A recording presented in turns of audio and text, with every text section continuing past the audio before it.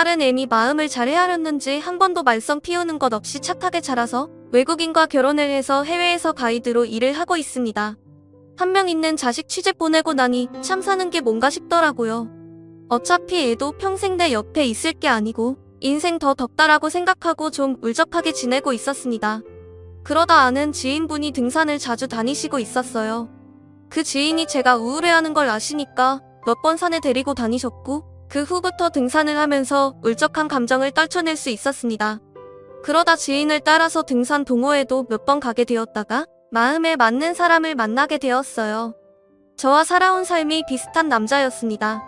본인도 결혼하자마자 아내가 바람나서 도망갔고 딸 한 명 있었는데 어릴 때 교통사고로 하늘로 떠나 그 후로 매일 집에서 마시고 있다가 정신 차리고 중장비 기사로 하면서 살고 있다고 하더라고요.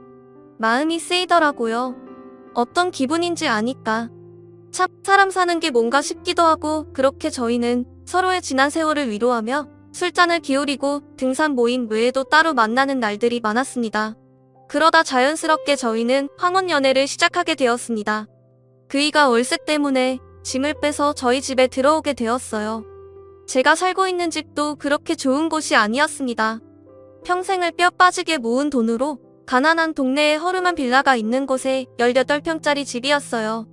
딸 아이와 그곳에서 오랜 시간 살았기에 옆집 앞집 사람들과 전부 아는 사이였고 다들 좋으신 분들이라 품앗이 해줬듯이 저희 딸도 돌봐주시곤 했으니까요. 그렇게 이 남자가 저희 집에 들어와 살게 되고 이웃분들과도 몇 번 마주친 적이 있었어요.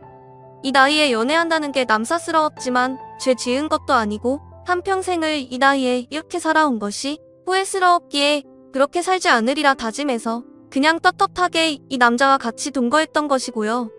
그러다 옆집에 친하게 지내던 할머니께서 저희 집에 문을 똑똑 두들기고 오셨어요. 정말 자상하시고 없는 형편에도 뭐 하나라도 저희 집과 나눠 먹으려고 해주시고 산에서 뜯어온 두릅이며 봄새싹이며 아낌없이 나누어 주시고 쑥에서부터 감자, 옥수수까지 항상 나눠주시고 아이 학교 다닐 때 굶고 다니지 말라고 간식도 챙겨주셨거든요. 그런데 그런 옆집 할머니께서 몇 년 전부터 치매가 약간씩 오셔서 조금씩 정신 상태가 이상해지셨어요. 가끔씩 소리 지르거나 이상한 말을 하시길래 어디 아프신가 했는데 알고 보니 치매기가 있으셔서 그런 거라고 하더라고요. 자식들도 가난한 부모라고 돈 빨아먹고 없다고 옆집 할머니 다 내팽개치고 돌보려고 오지도 않다가 큰아들이 와서 귀찮으니 그냥 어디 시골 요양병원에 집어넣으려는 거 할머니께서 맨정신일 때 극구 거부하시고 자식들이랑 금전 관련해서 일체 도움받지 않을 거라고 하시다 혼자 계속 그 집에 사시는 것 같더라고요. 약을 먹으면 증상이 심해지지 않는다는 의사의 말에 따라 계속 약을 드시면서 혼자서 생활하는 거였고요. 그런 할머니가 수박 한 통을 사셨는데 너무 많다고 다 썰어가지고 쟁반에 담아 저희 집에 오신 겁니다. 저는 그때 머리를 감고 막 나올 때라 집에서 TV 보고 있던 그이한테 받아오라고 옆집 할머니가 문 두들기는 거라고 하고 내보냈죠. 그런데 그이가 문을 열고 수박을 받으려는 순간 옆집 할머니가 너 이놈 범죄자야? 이 썩을 놈아. 니네 알제? 내가 뭐 하는 거냐고 소리 지르니까 이 할머니 피멍이 틀 때까지 냅다 패고 도망간 그놈 맞지? 내가 경찰에 신고할 거야? 하면서 소리를 지르고 무서워 부들부들 떨며 도망가시는 겁니다. 그이는 아니 이 할머니가 뭔 말이고 이게 누가 누구 보고 범죄자래? 남자면 다 범죄자야? 할머니 치매야? 생사람 잡네 이 사람이 진짜? 라고 엄청 화를 내는 겁니다. 생전 그런 모습은 처음이었어요. 저도 깜짝 놀라서 머리 말리다 말고 눕다 현관으로 나가는데 옆집 할머니가 너무 놀라서 도망가시려고 발을 헛디뎠고 계단 뒤로 떼굴떼굴 넘어지신 겁니다. 빌라라서 계단 폭이 굉장히 높고 바닥이 돌보라 더 딱딱해서 다치면 큰일 나는데 그곳에서 할머니가 고꾸라져 넘어지신 것이었어요. 머리에서는 피가 철철 나고 할머니는 기절하시고 그이는 황당해서 아무것도 못하고 있고 저는 너무 무서워 손에 든 휴대폰으로 119를 불렀습니다. 할머니는 바로 그 자리에서 응급실에 실려갔고요. 저는 옆집 할머니가 너무너무 걱정되어 발을 동동 구르고 있었는데 그이는 차마해서는 안 될 말을 하더라고요. 저 할머니 도망갔나? 어디서 누가 누구 보고 범죄자래? 아니 뭐 성추행범이라더니 그런 악마라는 이 말도 안 되는 헛소리를 짓거리다가 골로 간 거지. 하나도 안 불쌍해. 뭐 대한민국은 노인이라고 헛소리해도 다 참고 대우해줘야 하나? 그냥 콱 하늘 나라로 갔으면 좋겠네. 저런 할망구는 빨리 저승 가는 게 대한민국 살리는 일이야. 아휴, 내가 손 안 올린 거 다행으로 알아야지. 라면서 진짜 너무 욕을 하더군요. 제 앞에서는 한 번도 그런 모습을 보인 적이 없는 그이였는데 다친 할머니 앞에서 세상에 그런 말이 가당키나 하나요? 저는 너무 황당스럽고 어이가 없어서 그이한테 말했습니다. 당신 왜 말을 그렇게 해? 지금 제정신이야? 뭐? 빨리 저승 갔으면 좋겠다고? 당신한테는 처음 보는 할머니일 수 있겠지만 나한테는 우리 딸 손녀처럼 돌봐주신 귀하고 감사하신 분이야. 그렇게 빼적 마르고 몸도 안 좋으신데 나 먹으려고 무거운 수박 잘라서 쟁반에 썰어오시고 그렇게 주려고 하다가 이 꼴 나신 건데. 적당히 해. 진짜 당신 정 떨어진다. 난 당신 이런 사람인지 몰랐어. 할머니 아프니까 사람 보고 착각해서 그런 말 할 수도 있는 거지. 그거 보고 아파서 누워있는 사람한테 저승 가버리라고 말하는 게 정상이야? 정말 다시 보인다. 당신 정 떨어져. 라고 하고 그 일을 눈으로 훑은 뒤 저는 할머니가 계신 병원으로 갔습니다. 다행히 할머니는 머리에는 큰 이상이 없었고 아주 경미한 뇌진탕 증상이 있어서 하루 정도 입원을 해서 살펴봐야 한다고 하더라고요. 귀 뒤쪽에서부터 왼쪽 머리 관자놀이 부분까지 찢어져서 그 부분을 봉합한 상태였고요. 할머니가 마취랑 약 기운에 쓰러져 잠들어 계셨습니다.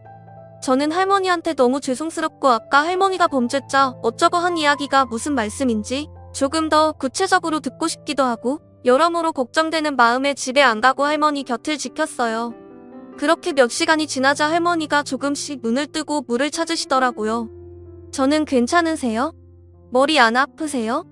라고 걱정을 했습니다. 할머니는 눈을 뜨고 저를 보시자마자 엄마야 엄마야 하면서 말씀하시더라고요. 내가 치매기가 있어서 내가 안 믿을 거라는 거 안다. 내 며칠 전부터 아랫집 애한테 내가 남자 만난다고 데리고 산다는 거 들었다. 궁금하기도 하고 수박도 주고 싶기도 해서 너거 집 들렸는데 내 깜짝 놀랬다. 몇 년 전에 우리 집에 도둑 들고 우리 집에 경찰 오고 난리 났잖냐. 여튼 우리 아랫집 빌라 사람들은 다 아는 긴데 몇 년 전에 한 새벽에 요 앞 사거리에서 하도 가슴이 답답해서 바람 쐴 겸 나갔는데 그 대형 비닐 안쪽에서 여자 비명 소리가 들리는 기다. 내가 여자가 뭐 저렇게 빽빽 소리 지르나 무서운 일이 있나 싶어서 그쪽으로 가봤는데 덩치 큰 남자가 여자랑 신랑이를 버리고 있는 기라. 저녀는 미친 듯이 울고불고 파락을 하고 있고 내가 깜짝 놀라서 지팡이로 그 사내 놈을 막 찌르고 욕하고 꺼지라고 했지. 근데 그 남자가 어디서 할머니 주제에 참견이냐고 하면서 발로 나를 쓰러뜨리고 진짜 미친 듯이 밟는 기라. 그때 내가 손등에 핏줄이 터져서 퉁퉁 붓고 입술도 찢어지고 눈도 붓고 말도 아니었다이가.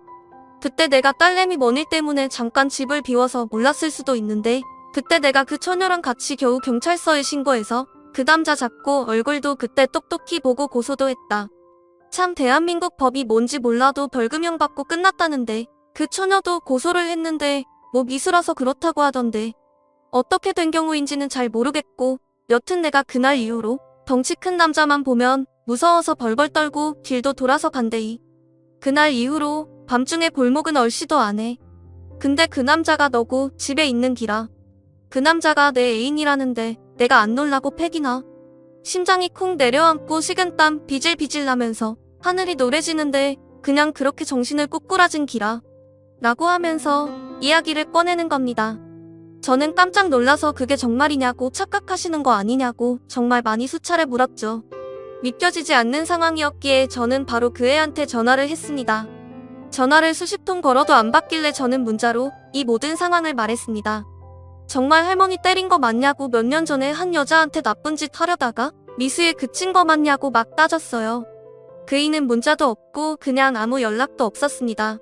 전화기는 계속 꺼진 상태였고요. 저는 할머니 태어날 때까지 옆에 있다가 모시고 같이 집에 들어갔어요. 할머니가 본인 집에 소장이랑 그날 조사한 거랑 그 남자 이름이랑 다 있다고 해서 보여주신다고 하면서요. 그런데 정말 할머니 말씀이 맞았습니다. 그 남자가 맞았어요. 저는 소름이 끼쳐서 몸에 힘이 쫙 빠지더라고요. 알겠다고 잠깐만 몸 좀 추스리고 오겠다고 하면서 옆집 할머니 집에서 나와 저희 집으로 향했는데 저는 집에 들어가자마자 털썩 주저앉았습니다. 온 집안에 물건이 다 흩어져 있었고 서랍이란 서랍은 전부 나와 있었어요. 그리고 제가 중요한 물건들을 놓는 창고 안쪽은 전부 파헤쳐져 있었고 냉장고 문도 전부 열려 있었습니다. 다행히 중요한 물건을 놓는 장롱 안쪽에서 없어진 거는 크게 없었어요. 제가 며칠 전에 문서 정리를 싹 하고 도장이랑 그런 것도 전부 작은 가방으로 옮겨뒀었거든요. 그 남자가 한 짓이었습니다. 그리고 식탁 위에는 소름 끼치는 쪽지가 남겨져 있었습니다. 야, 이년아, 그 할머니가 살린 거다. 라고요. 세상 다정하고 둘도 없는 남자인 것처럼 행동한 그 남자가 소름 끼치는 범죄자였고, 그 사람한테 먼저 당했던 옆집 할머니가 기적처럼 그 남자를 마주하게 되고 그 남자의 실체를 저한테 알려준 거였어요. 저는 너무 놀라서 바로 경찰한테 전화해 신고를 했고, 같이 등산 다녔던 언니한테도 이 말을 했습니다. 이 언니도 이 남자를 알고 있었거든요. 언니도 너무나 놀라면서 자기도 지금 연락 안 된다고 잠적하고 도망간 것 같다고, 이 남자 다른 등산 동호회에서도 회장한테 1,000만 원 빌리고 지금 연락 안 돼서 당했다고 말했죠. 원래부터 아주 질이 떨어지는 그냥 밑바닥에서 굴던 그런 쓰레기였는데 동호회에 들어 깨끗한 척하면서 사람 골탕 먹이려고 했던 사람이었던 거죠. 저는 정말 너무너무 소름이 몸에 쫙 끼치면서 무섭더라고요. 경찰한테 신고했고 없어진 물건을 찾고 다시 돌아왔는데 그 사람은 또 그 사람을 찾고 다시 돌아왔어요. 저는 정말 너무너무 소름이 몸에 쫙 끼치면서 무섭더라고요. 경찰한테 신고했고 없어진 물건 몇 개 때문에 아직도 수사 중이지만 지금까지 잡히지 않았습니다. 나이는 64세이고 박문영이라는 이름을 쓰고 있는 남자예요. 고향은 충남입니다. 그리고 등산 동호회 쪽에서 자주 출몰하는 것 같습니다. 이 남자 지금 어디서 또 저 같은 순진한 사람한테 뒤통수 치고 그러는지 모르겠지만 여러분들 조심하세요. 저는 집 팔고 이사라도 가고 싶은데 워낙 낡은 집이라 집이 나가지도 않고 오랫동안 살아온 곳이기에 쉽사리 움직이기가 쉽지 않네요. 저는 정말 옆집 할머니가 없으셨다면 이 세상에 없었을 수도 있었겠구나 싶네요. 하여튼 여러분 조심하시고 세상에 이런 일도 있다는 것을 알려드리고 싶어서 이렇게 사연 보냈습니다. 읽어주셔서 정말 감사합니다. 다음 사연입니다. 늦둥이 동생을 내 딸이라고 의심하는 예비 신랑 20살 차이 늦둥이 동생이 있습니다. 부모님이 금술이 너무 좋은 나머지 태어난 아이입니다. 가정 모두 예뻐합니다. 막내 태어나고 부모님의 관심이 다 막내에게 쏠린 덕에 통금 없어져서 좋았고, 엄마가 막내 임신한 이후 집안 사정이 정말 좋아져서 저희 집 복덩이로 불립니다. 부모님이 혹여나 저나 먼저 태어난 동생들이 이상한 오해를 받을까봐 절대 막내를 저희 특히 딸인 제게 안 맡기려고 하셨는데 몰래 데리고 놀아줄 만큼 막내 엄청 이쁩니다. 막내가 초등학교 고학년 사춘기가 빨리 오고 또래보다 큰 편이지만 제 눈에는 아직 아기라 예뻐합니다. 또 부모님보다 저를 더 닮아서 더 예뻐합니다. 결혼할 남자친구한테는 팔불출 소리 들을까봐 막내 얘기 일부러 잘 안 꺼냈습니다. 남자친구가 밥을 사주겠다고 해서 데리고 나간 적 딱 3번 있던 거 제외하고는 막내와 남자친구는 본 적이 없습니다. 상견례 때도 상대 집안과 쪽수 맞추느라 첫째 동생만 나갔고 둘째 동생과 막내는 집에 있었습니다. 근데 지난 달서부터 부쩍 막내 얘기를 물어보르길래 묻는 족족 막내에 대한 거 잘 대답을 해줬는데 점점 질문이 이상해지는 게 셀습니다. 생일, 혈액형, 왜 막내가 부모님보다 나를 더 닮았나, 막내랑 얼마나 사이가, 준나 결혼하면 데리고 살 거냐 등등. 그때만 해도 내가 너무 이뻐한 티가 났나 싶어 질투 때문인 줄 알고 당연히 남편 될 내가 우선이라고 다독이고 넘어갔는데 그게 아니라 저를 막내의 친엄마라 의심을 한 거였네요.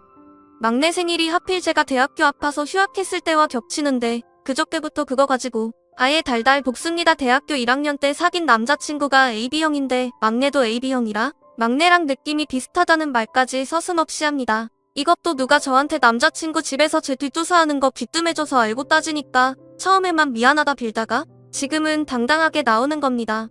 산부인과 진단서 뗄까? 유전자 검사하자고. 오히려 제가 날뛰니까 왜 더 의심되게 날뛰냐 하고 아억울에 미치겠습니다. 아예 확신을 합니다. 저희 부모님한테 말씀을 드리니까 헤어지라고 하는데 찔려서 그러는 줄 알고 더 콧대 높이네요. 저보고 과거 있는 여자 막내 보고 AB 없는 애 거침없이 내뱉습니다. 혹시 몰라 남자친구와 합의하에 녹음을 했는데 이거 고소될지 알아보고 있습니다. 제가 막내 이뻐만 했지 소소한 용돈 제외하고 돈으로 책임진 적 일절 없고 앞으로도 그럴 예정입니다.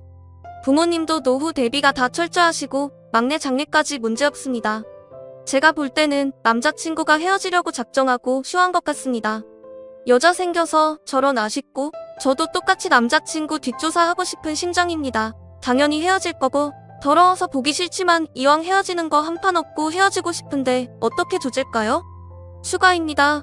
우선 남친으로서 당연한 의심이다라는 말. 내 사실 누가 봐도 막내와 제가 자매로 보이진 않습니다. 저뿐만 아니라 첫째 동생도 막내 데리고 나가면 딸이냐는 오해를 많이 받습니다. 의심할 수 있다까지는 저의 가족도 압니다. 그치만 제가 남자친구 용서 안 되는 이유 일단 저희 집 가정사를 알면 결코 의심할 수가 없기 때문입니다. 아직 떠올리기 너무 아픈 기억인데 사실 둘째 동생과 막내 사이에 동생 하나가 더 있었습니다. 막내 태어나기 전까지 그 아이가 저희 집 막내였습니다. 예고도 없이 그 아이가 하늘로 먼저 떠났고 저희 가족 전부 다 제정신 아닌 상태로 지냈습니다.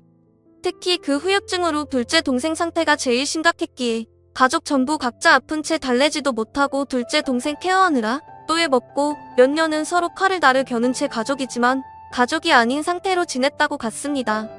그 와중에 엄마가 막내 임신하고 나서 가족들이 다시 뭉쳤고 막내 태어나자마자 살얼음판 걸었던 가족들이 다시 따뜻하게 변했습니다. 막내를 예뻐하는 이유는 단지 누뚱이라서가 아니라 막내의 탄생이 가족을 다시 뭉쳐준 계기였기에 더더욱 예뻐하는 정도가 컸던 것이었습니다. 남자친구는 대학 동기이고 입학 때부터 친했던 사이입니다. 그렇기에 저희 집 가정사가 알고 있습니다. 막내 태어난 시점이 싸이월드 유행하던 때인데 미니 홈피에 엄마 임신해서 배부른 사진부터 막내 태어나자마자 병실에서 찍은 사진 같은 거 다 봤습니다. 싸이 다이어리 같은데도 동생 곧 태어난다는 글 신나게 여러 번 적기도 했습니다. 제 숨겨진 딸이라면 그렇게 들떠 있지 않았겠죠. 남자친구도 그거 기억하고 있습니다. 근데 하는 말이 사진은 조작 가능하지 않냐는 걸 압니다. 왜 이렇게 확신하냐니까 제 태도가 이상하답니다. 막내 태어나기 전부터 그 이후까지 여기저기 자랑하고 다닌 내가 자기랑 연애하자마자 막내 얘기 안 해버리는 게 수당하답니다. 막내에게 안 한 이유가 막내 커가면서 일을 부담스러워했고 또 주변에서도 팔불출이냐 동생 과거하냐 너 그러다 내 남친도 너 싫어할 거다. 이런 식으로 자꾸 한 소리해서 그거 듣기 싫어서 안 했는데 이걸 이렇게 욕내어 자기도 처음에 철석같이 접이뒀는데 막내 데리고 밥 먹은 날 옆모습이 저랑 너무 똑같았다고 소름이 끼쳤답니다. 자매는 닮을 수 있지 않냐니까 자매치고는 막내를 대하는 제 행동이 너무 엄마 같았답니다. 충분히 혼자 먹을 수 있는 아이 일일이 음식도 다 주고 닦아주고 잘 먹었냐 이렇게 물어보고 언니가 할 짓이냐는데 진짜 어이가 없었습니다. 저 때 막내가 왼팔을 다쳐서 혼자 먹을 수 없는 상태였거든요. 막내는 왼손잡이입니다. 애 아프다니까 못 나간다는 거 남자친구가 졸라서 데리고 나온 건데 저딴 말이나 들었습니다. 그리고 이 미친 인간 어제 제 전 남자친구한테도 막내 이야기로 연락을 했습니다. 전 남자친구가 대학 선배라 남자친구와도 안면이 있는 사이입니다. 막내 태어난 시점이 전 남자친구 사귀던 때고 당시 전 남자친구한테 막내 얘기를 매일 자랑해서 전 남자친구도 막내가 제 동생인 거 매우 잘 알고 있습니다. 뜬금없이 막내가 그쪽 딸인 거 아냐고 남자친구가 난리를 피우니까 전 남자친구도 어이없어하고 심지어 이 사람은 결혼해서 애도 있습니다. 저한테 전화해서 막내가 왜 니랑 내 딸이냐고 그 사람조차 헛웃음 짓는데 뭐라 할 말이 없었습니다. 왜 이렇게 된 걸까요? 사진 같은 정황 증거는 정말 보여줄 만큼 보여줬는데 조작했을 거라 믿지도 않고 유전자 검사나 병원 기록 떼보자니까 이상하게 그것까지 할 필요는 없다고 주저를 하네요. 제 말이 믿기 싫은 건가요?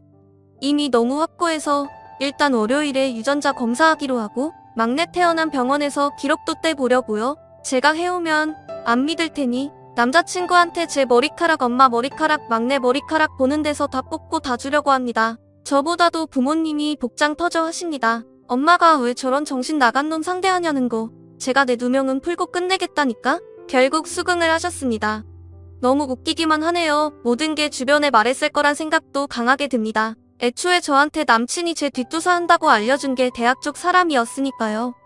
그간 폭언했던 것들 다 녹음되어 있고 검사 결과 나오면 저는 다 엎을 생각입니다. 법으로 조질까 아니면 내가 고소당한다고 하더라도 공개적으로 망신을 칠까 별별 생각을 다 합니다. 사람이 열받으면 뒷목 잡고 쓰러진다는 드라마 장면이 괜히 있는 게 아니었네요. 진짜 뒷목이 뜨겁고 뒤통수가 얼얼합니다. 농담이 아니라 정말 쓰러질 것 같습니다. 지금까지 제 사연을 읽어주셔서 감사합니다.